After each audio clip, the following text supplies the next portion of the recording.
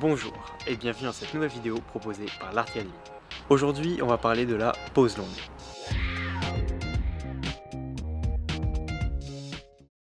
En photographie, on peut servir de l'obturateur pour obtenir des effets créatifs, pour créer les effets créatifs, ou également on peut s'en servir pour se sortir de situations délicates, en basse lumière par exemple, en augmentant notre pose pour pouvoir exposer au mieux notre capteur et obtenir des photos plus claires. Aujourd'hui on va s'attarder sur le côté créatif qu'on peut tirer avec cet obturateur là et savoir un petit peu comment jouer avec, comment bidouiller avec pour obtenir des effets assez sympas.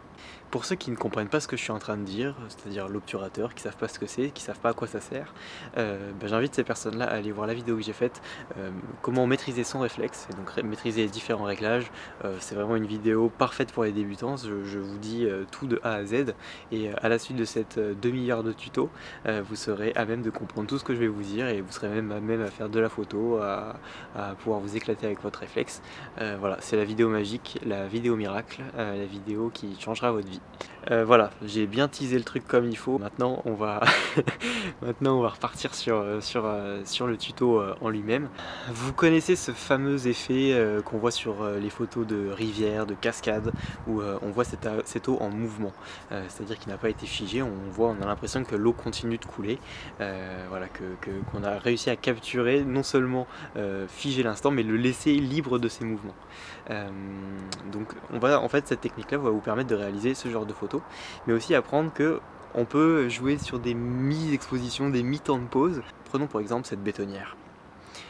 Je vais prendre une première photo de cette bétonnière avec une vitesse rapide. Avec cette vitesse rapide, je vais donc figer l'eau qui percute cette bétonnière, et vous voyez vraiment les gouttelettes d'eau. On a vraiment figé l'instant le plus rapidement possible.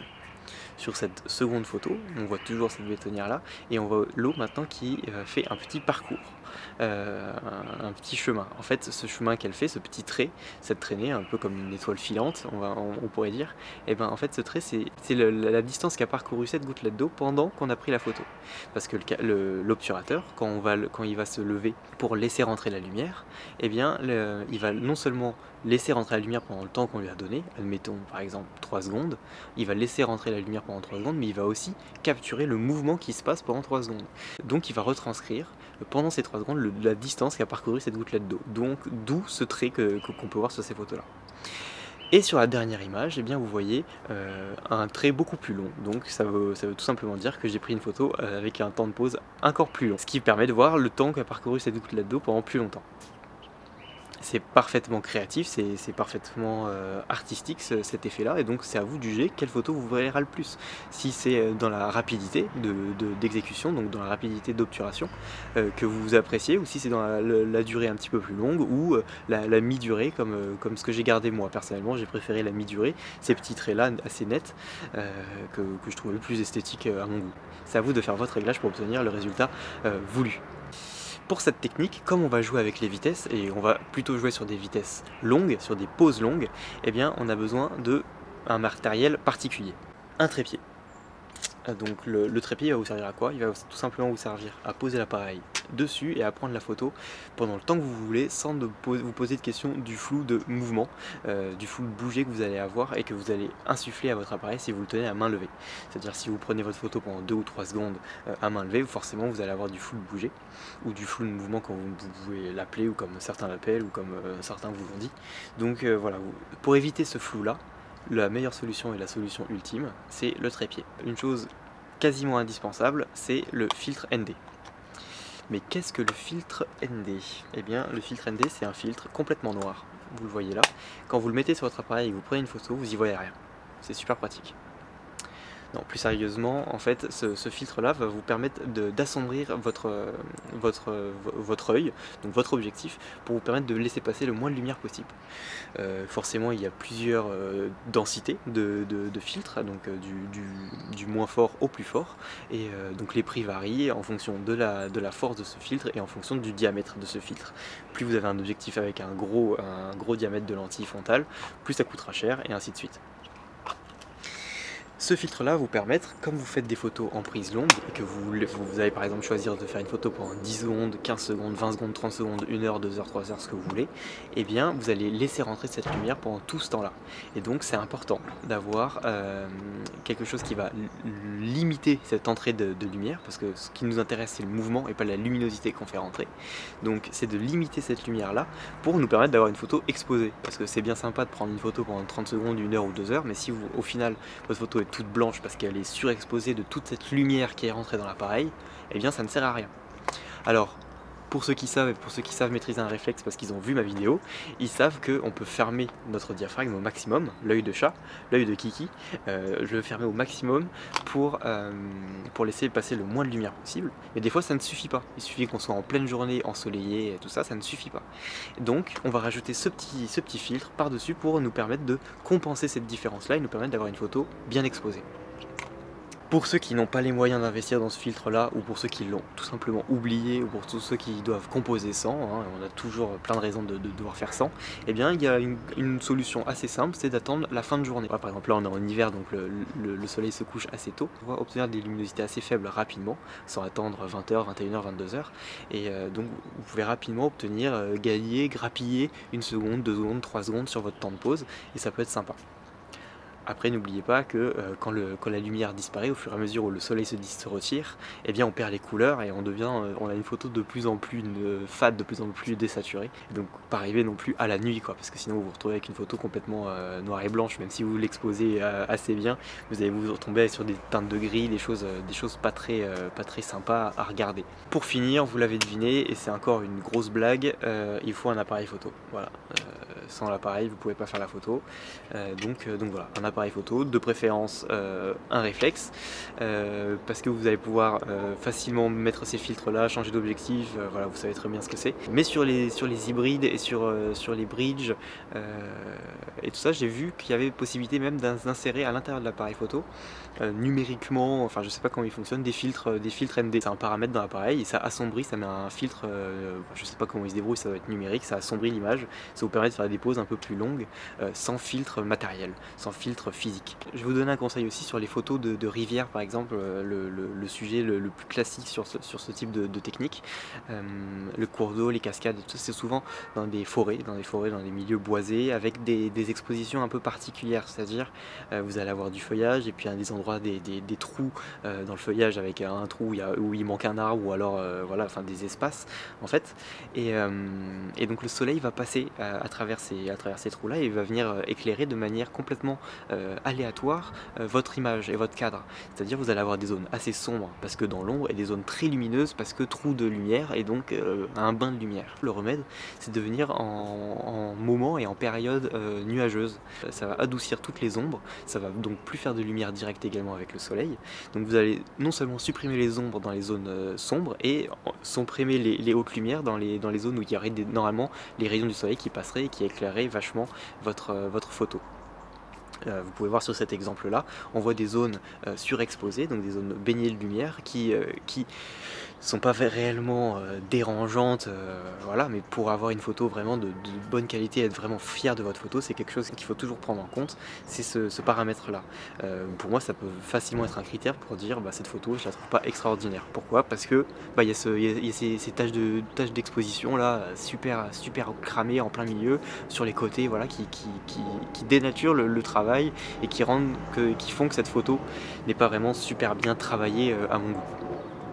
Voilà, ça c'est le petit bonus, le petit truc à avoir pour avoir la photo parfaite. Maintenant qu'on a abordé cette théorie assez simple, hein, c'est une technique vraiment facile, vous avez vu le matériel, et bien on est parti, on va partir en pratique comme d'habitude, en conditions réelles, pour aller voir tout ça.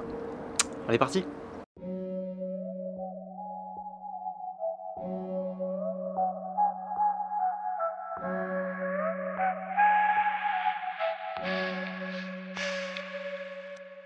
Après plus d'une dizaine d'heures de marche, me voilà enfin sur place pour pouvoir vous montrer cet exemple en conditions réelles, en conditions pratiques. Donc vous pouvez voir derrière moi, ça va être le terrain de jeu, les cascades, c'est vraiment le classique en fait dans la technique de la prise longue. Le classique que j'aime beaucoup, moi c'est vraiment un thème en photographie que j'apprécie beaucoup. Donc je tenais à venir ici, en plus c'est un endroit qui me plaît bien. Je tenais à venir ici pour vous faire cet exemple-là.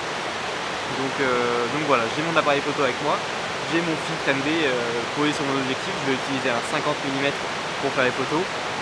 C'est pas vraiment l'optique que je préfère, mais c'est la seule pour l'instant que j'ai compatible avec mes filtres ND. J'ai revendu mon 24-105 mm et c'était avec lui avant que je faisais ce type de photo là en prise longue. Je ne l'ai plus, donc on va faire ce qu'on peut avec un 50 mm. Ça va être un petit peu serré, j'aime pas trop ça pour du paysage, je préfère avoir des angles un petit peu plus grands. Mais bon, vous voyez derrière moi que la cascade est assez loin, donc c'est pas beaucoup plus mal, on va réussir à faire quelque chose de sympa quand même. Et voilà, j'ai mon petit trépied avec moi aussi, et donc c'est parti. Je vais vous montrer tout ça, les réglages, le cadrage un petit peu que je vais faire, et 2-3 petites astuces, et puis on est bon. Voilà, j'ai posé mon appareil, j'ai fait mon cadrage à l'avance avec ce qui m'intéressait. Il faut dire que le fait d'être au 50 mm, de ne pas avoir d'autres possibilités, de ne pas pouvoir m'approcher plus ou moins, ça m'a vraiment réduit les possibilités. J'ai donc fait au mieux, j'ai fait un cadrage qui me plaît pas forcément, hein, on va dire ce qui est, mais bon, on fait au mieux. Donc voilà ce que vous voyez sur votre appareil photo une fois que vous l'allumez. Là je vais faire le cadrage dans le viseur LCD et pas dans l'œilleton, ce qui va vous permettre de pouvoir le voir en direct. Comme j'ai mis mon filtre ND qui est très sombre, mon retour est complètement noir, donc c'est compliqué de faire la mise au point. Vous allez voir directement en temps réel ce qui va se passer quand je vais augmenter ma vitesse de pause. Donc là je vais augmenter.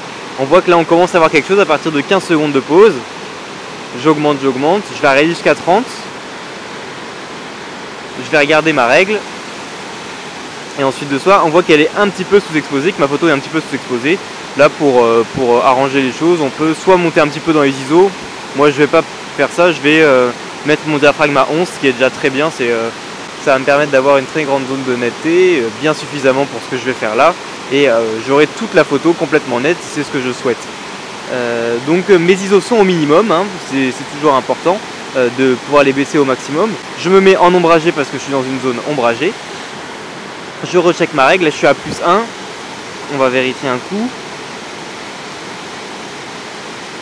Bon, là il me dit ça. Là il me dit plus 1. Bon, je recheck ma règle est à plus 1. On va rester comme ça, on va peut-être baisser un petit peu. On va se mettre à F16, là il me dit que je suis bon. Ensuite de ça, ma petite astuce, ça va être de sélectionner le retardateur 2 secondes, ce qui va vous permettre de retirer votre main avant que la photo commence et vous permettre d'être encore plus net, d'avoir le moins de chances possible d'avoir du flou de bouger. Donc ce flou de bouger là, c'est le flou que vous allez mettre sur votre appareil en bougeant, en le tapant ou en tapant dans le trépied. Là, si vous mettez ce retardateur 2 secondes, vous avez beaucoup de chances d'y arriver et de supprimer ce flou là. Donc maintenant que votre cadrage est fait et que votre réglage est fait, vous pouvez lancer l'appareil. Voilà, dans 2 secondes ça va prendre la photo et là pendant 30 secondes ça va capturer l'image. Et donc je vais attendre ce temps-là. Ce qui est important pendant ce temps-là, c'est d'éviter de bouger, de créer des tremblements dans le sol parce que vous êtes juste à côté du trépied et généralement vous n'avez pas des trépieds très résistants comme le mien. Le mien n'est pas franchement résistant, c'est un trépied assez léger de photo. Donc il est parfaitement susceptible de trembler si je bouge. Donc faites attention à ça et voilà, ça vous permettra d'avoir une photo encore plus de meilleure qualité. Et voilà le résultat final. Je trouve qu'on est un petit peu sombre malgré l'exposition qui nous disait qu'on était bien exposé. Je vais donc ouvrir un petit peu plus le diaphragme et je vais me mettre à F11 avec plus 1 sur ma règle. On va pouvoir voir ce que ça donne. C'est reparti.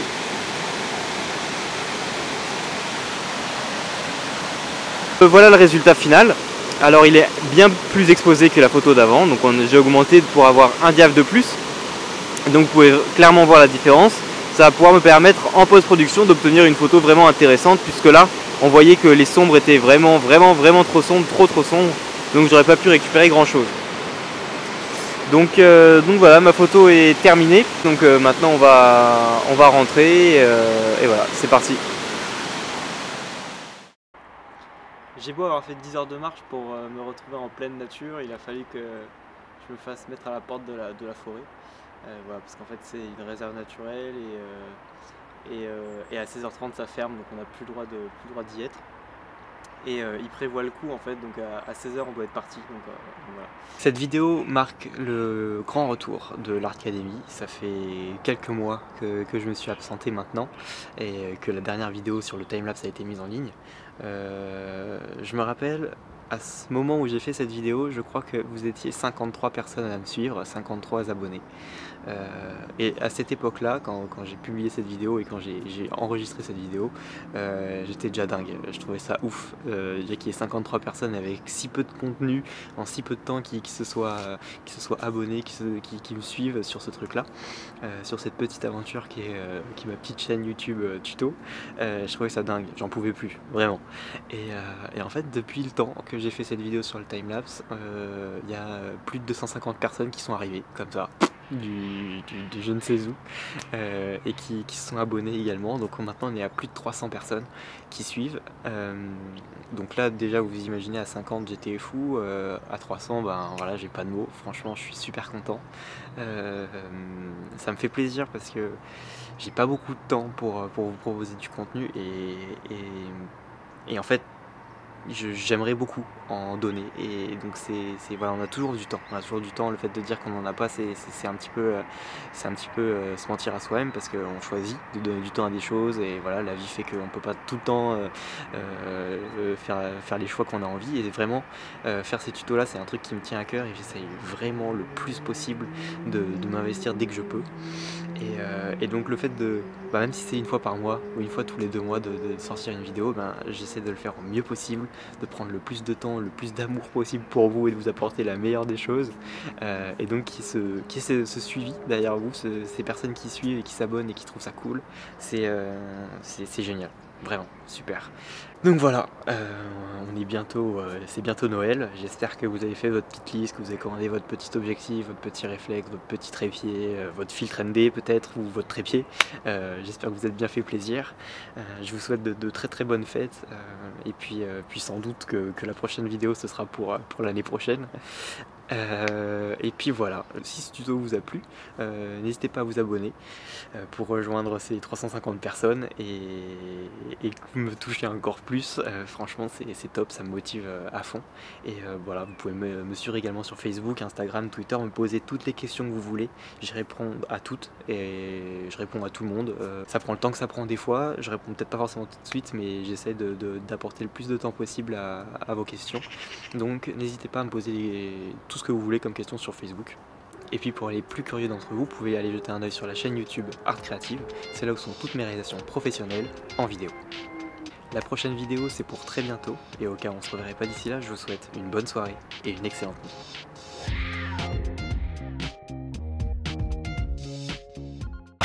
Bonjour et bienvenue dans cette nouvelle vidéo proposée par l'Artcademy. Voilà, c'est fini. Je sais plus quoi lire.